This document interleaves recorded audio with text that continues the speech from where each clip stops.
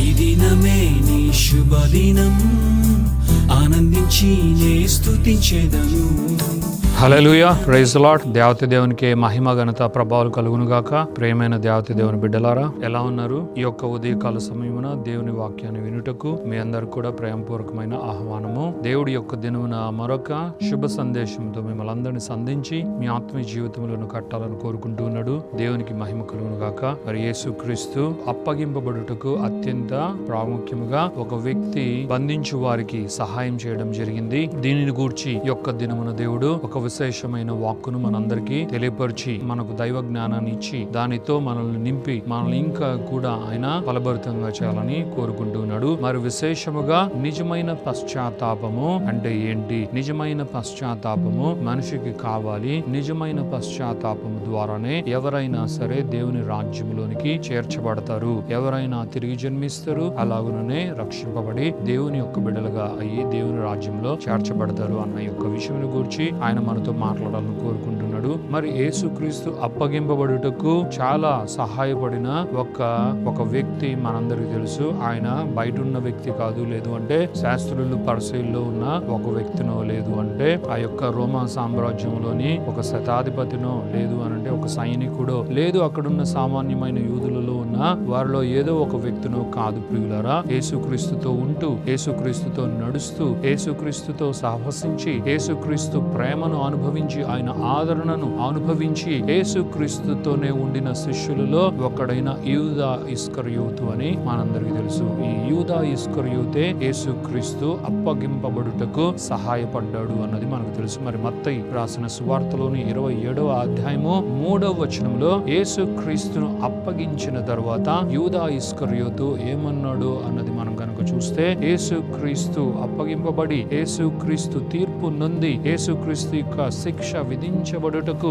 ఆయన కొనిపోబడుచున్న ఆ సమయంలో యూదా ఇస్కరియోతు ఇది తెలుసుకొని, యేసుక్రీస్తు ఎట్టివాడో ఆయనకు తెలుసు కాబట్టి, యేసుక్రీస్తును గూర్చి ఆయన ప్రేమను గూర్చి తెలిసిన వాడు కాబట్టి ఇప్పుడు యేసుక్రీస్తును గూర్చి పశ్చాత్తాపపడుతూ ఉన్నాడు అని లేఖనములు సెలవిస్తున్నాయి. ఒకసారి మత్తయి రాసిన సువార్త 27వ అధ్యాయాన్ని ఒకసారి మనం చూద్దాం. మరి యేసుక్రీస్తు అప్పగింపబడే దానికి ముందు ఏం జరిగిందో 1వ వచనంలో మనం చూద్దాం. ఉదయమైనప్పుడు ప్రధాన యాజకులను ప్రజల పెద్దలందరూ యేసును చంపవలెనని ఆయనకు విరోధముగా ఆలోచన చేసి ఆయనను బంధించి తీసుకొని పోయి అధిపతి అయిన పొంతి పిలాతునకు అప్పగించిరి. దేవుని నామానికే మహిమ కలుగును గాక. లేఖనములు ఏం చెప్తూ ఉన్నాయి? ప్రధాన యాజకులను ప్రజల పెద్దలందరూ యేసుక్రీస్తును చంపాలని ముందుగానే వారు నిర్ణయించుకున్నారు అని లేఖనములు సెలవిస్తున్నాయి. దీన్ని మనము ఆలోచించాలి. యేసుక్రీస్తు ఏమై ఉన్నాడో అన్నది పక్కన పెట్టి, యేసుక్రీస్తు నిజముగా ఏదైనా నేరం చేశాడా, అది నిరూపింపబడుతుందా, దానిని బట్టి ఆయనకు తీర్పు వస్తుందా లేదా, ఈ విషయములు వేటితో సంబంధం లేకుండా ప్రధాన యాజకులు అలాగే ప్రజల పెద్దలందరూ కూడా ముందుగానే నిర్ణయించుకున్నారు. ముందుగా ఏమని వారు నిర్ణయించుకున్నారని దేవుని వాక్యము సెలవిస్తుందంటే, యేసుక్రీస్తును చంపవలనని వారు ముందుగానే నిర్ణయించుకున్నారు. కాబట్టి యేసుక్రీస్తును బంధించి వారు ముందుకు తీసుకువెళ్ళడం జరిగిందని లేఖన భాగములు సెలవిస్తున్నాయి. ఇంకా ముందుకు వెళ్ళి మనం చూద్దాం ఏం జరిగింది అని. 3వ వచనంలో, అప్పుడు ఆయనను అప్పగించిన యూదా ఆయనకు శిక్ష విధింపబడగా చూచి పశ్చాత్తాపపడి ఆ 30 వెండి నాణ్యములు ప్రధాన యాజకుల యొద్దకును పెద్దల యొద్దకును మరలా తెచ్చి, నేను నిరపరాధ రక్తమును అప్పగించి పాపము చేసితనని చెప్పెను. వారు దానికి మాకేమి, నీవే చూచుకొనమని చెప్పగా అని దేవుని వాక్యములు మనం చూడగలం ప్రియులారా. మరి ఈ యొక్క మత్తయి రాసిన సువార్త 27వ అధ్యాయము 1-2 వచనములు మనం చూసాము. అలాగుననే అది ప్రధాన యాజకులు అలాగే ప్రజల పెద్దలందరూ ఏం చేయాలనుకున్నారు, యేసుక్రీస్తును నిజముగా ఏం చేశారు చూసాం. అయితే 3వ వచనము 4వ వచనము చూసేసరికి యేసుక్రీస్తు ఆ విధముగా బంధింపబడి యేసుక్రీస్తు తీర్పు తీర్చబడి ఆయన పొంతి పిలాతునొద్దకు తీసుకువెళ్ళబడిన తరువాత, యేసుక్రీస్తు తీర్పు తీర్చబడిన తరువాత యేసుక్రీస్తును వారేం చేశారు అన్నది యూదా ఇస్కరియోతు చూచి, యూదా ఇస్కరియోతు పశ్చాత్తాపపడి, నేను నిరపరాధ రక్తం రక్తముకు వ్యతిరేకముగా నేను ప్రవర్తిస్తూ ఉన్నాను, నేను ఈ యొక్క పాపములో పాల్గొంటూ ఉన్నాను అని యూదా ఇస్కరియోతు ఇక్కడ వ్యక్తపరిచాడు అన్నది మనం చూడగలం. ఆయన అంటూ ఉన్నాడు, నేను నిరపరాధ రక్తమును అప్పగించి పాపము చేసిదని. పైనేమో ఆయనకు శిక్ష విధింపబడగా చూచి యూదా ఇస్కరియోతు పశ్చాత్తాపపడ్డాడు. అలాగుననే యూదా ఇస్కరియోతు పశ్చాత్తాపపడి తను ఏ విధముగా అయితే యేసుక్రీస్తుకు ఎక్స్చేంజ్ గా యేసుక్రీస్తును అప్పగిస్తే నీకు ఈ యొక్క 33 వెండి నాణ్యములు ఇస్తాము అని వారు చెప్పారు. ఆ విధముగా ఆ 33 వెండి నాణ్యములతో యూదా ఇస్కరియోతు ముందుకు చాలామణి అవడం జరిగింది. ఇప్పుడు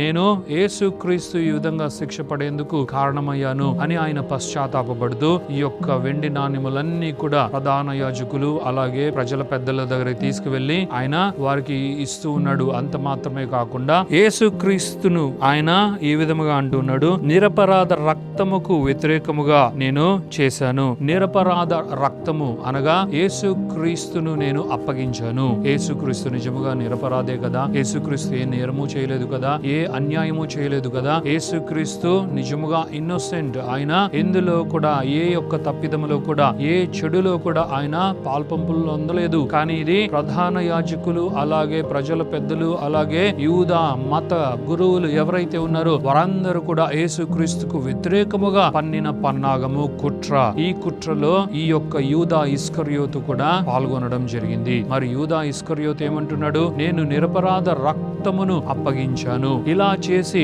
నేను పాపం చేశాను, ఇలా చేయకుండా ఉండవలసింది అని యూదా ఇస్కరియోతు వెల్లడిపరచడం జరిగింది. అలా అని చెప్పి వారితో మరలా ఆ యొక్క వెండి నాణ్యములు ఇచ్చివేసి వారితో అంటూ ఉంటే వారు అంటూ ఉన్నారు కదా, మేమేమి చేయాలి, ఇది నీవే చూచుకొనుము, నీకేమొస్తే మాకేమి అని వారు అనడం ఇక్కడ చూడగలము. ఇక్కడ మనము స్టెప్ బై స్టెప్ ఒక్కొక్క విషయాన్ని గనుక మనం గమనిస్తే యూదా ఇస్కరియోతు పశ్చాత్తాపపడ్డాడు అని వాక్యంలో సెలవిస్తున్నాయి. ఈ పశ్చాత్తాపము నిజమైన పశ్చాత్తాపము కాదు. ప్రియమైన దేవుని బిడ్డలారా, నిజమైన పశ్చాత్తాపము గనుక యూదా ఇస్కరియోతుకు ఉంటే అది ఒకవేళ యేసుక్రీస్తును అప్పగించక మునుపే దానిని తను కనుపరిచి ఉండాలి. లేదు అనంటే యేసుక్రీస్తును అప్పగించిన తరువాత అయినా సరే నిజముగా ఆయన హృదయంలో నుండి ఆ పశ్చాత్తాపము రాగలిగి ఉంటే తను నిజముగా ఆ యొక్క భయంకరమైన శాపము నుండి తను తప్పింపబడేవాడు. కానీ అది నిజమైన పశ్చాత్తాపము కాదు అని లేఖనములు మనకు అవి రూఢి చేస్తున్నాయి. దేవత దేవునికే మహిమ ఘనత ప్రభావాలు కలుగును గాక.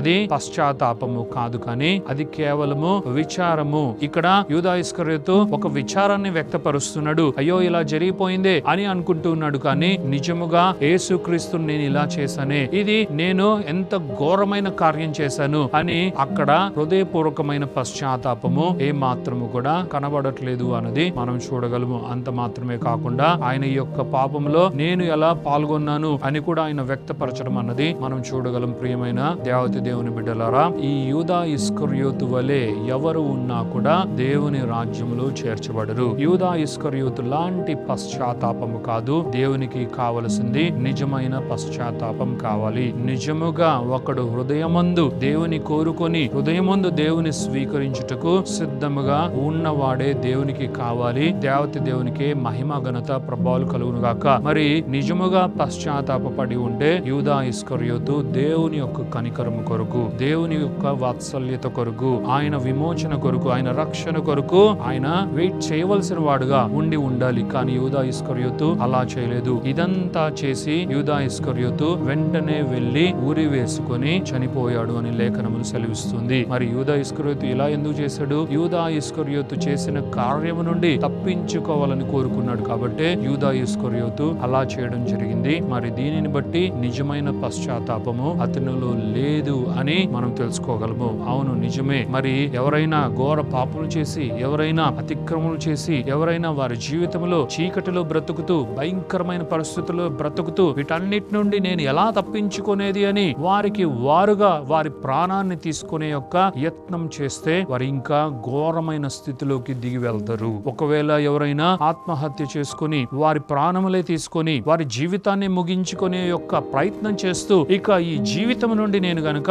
వెళ్ళిపోతే ఇక నాకు ఏది ఉండదు కదా, నన్ను ఆపేవారే ఉండరు కదా. ఇప్పుడు వీటన్నిటి నుండి ఈ యొక్క భయంకరమైన తీవ్రమైన ఈ బాధ నుండి నేనేదైతే అపరాధ భావముతో నేను చచ్చిపోతున్నానో వీటి నుండి నన్ను ఈ మరణం తప్పిస్తుందేమో అని గనుక ఒకడు ఇలాంటి యూదా ఇస్కరియోతు వంటి ప్రయత్నం చేయగలిగితే అది వాడిని నేరుగా నరకంలోనికి తీసుకువెళ్లి మరింతగా వాడు క్షీణించులాగున, మరింత బాధను, వ్యధను, దిగులును వాడు అనుభవించులాగున చేయగలిగిన ఒక కార్యము. అది దేవుడు మానవుని కొరకు ఏర్పరిచిన కార్యము కాదు. ప్రియమైన దేవతి దేవుని బిడ్డలారా, ఇంత మాత్రమే కాక యూదా ఇస్కరియోతు తాను రియలైజ్ అయి నేను పాపం చేశాను, నేను ఈ విధంగా చేయకుండా ఉండవలసింది అని ఆయన పశ్చాత్తాపాన్ని వ్యక్తపరుస్తున్న, ఆయన తీసుకున్న పుచ్చుకున్న ఆ కానుకలను, ఆ యొక్క నాణ్యములను తిరిగి ఇచ్చివేస్తున్నా, ఇలా నేను చేయకుండా ఉండాలి, మీరు నిజంగా నిరపరాధిని, ఈ విధంగా ఎలా చేస్తున్నారు అని ఒకవేళ ప్రధాన యాజకులతోనూ అక్కడున్న ప్రజల పెద్దలతోనూ మత గురువులతోనూ అనేక మందితో ఆయన ప్రస్తావిస్తున్నా వారు ఏ